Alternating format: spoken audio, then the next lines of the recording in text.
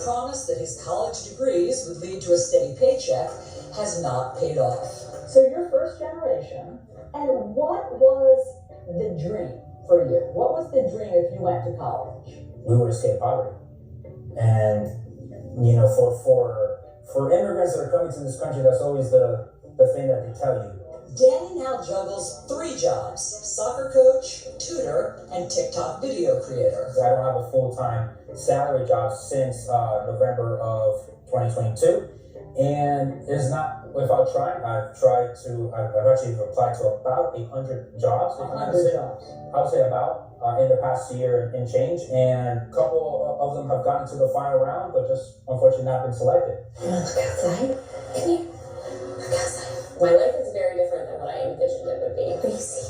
Rachel Gambino and Garrett Nazio followed the roadmap that previous generations said would spell success. Go to college, get married, work hard, buy a house, start a family. This is the American dream, but at what cost? So we have all of those things, and we appreciate every single one of those things, but we think about how we can lose those things very quickly. If one of us loses our job, we're in a not good place. Between their college debt and monthly mortgage payment, they feel they've slipped into a lower economic class than the one they grew up in. Do you describe yourself as middle class? I like to think we are. I would say lower middle class. Why?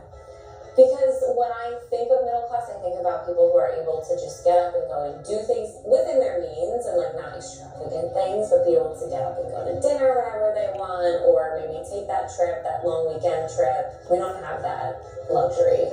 Rachel works at a nonprofit, Garrett as an insurance underwriter, but their paychecks barely keep pace with their $3,400 monthly mortgage payment. Rachel's 26-year-old sister, Kristen, moved in to help offset costs for all of them.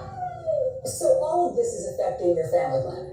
You know, once we started getting daycare costs, it was like, we cannot afford to have another child until he's in a public school system. I'd love for him to have like a partner in crime, but we can't afford to give him that for at least 4 years. And is that sad? I'm sad. Like, our family is dictated by our financials, and yeah, I just never thought it would be that way. Buddy! So what would they do differently if they could do it all over again?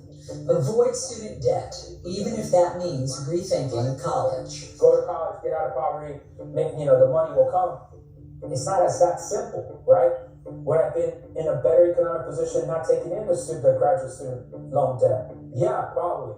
I think this idea of going to college is something that I don't know if Miles will do, and we have decided we're not going to push him there either. I think a lot of millennials were forced into saying, like, you need a 4-year degree in order to be successful, and it's like, I have a communications degree, and I definitely did not need that to be successful.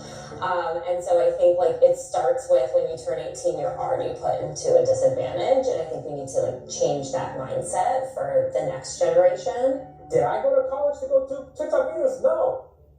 But is that the one place right now where I can make, money, potentially? So let me go make my TikTok videos while I'm at it, and hopefully find a new way to live the American dream.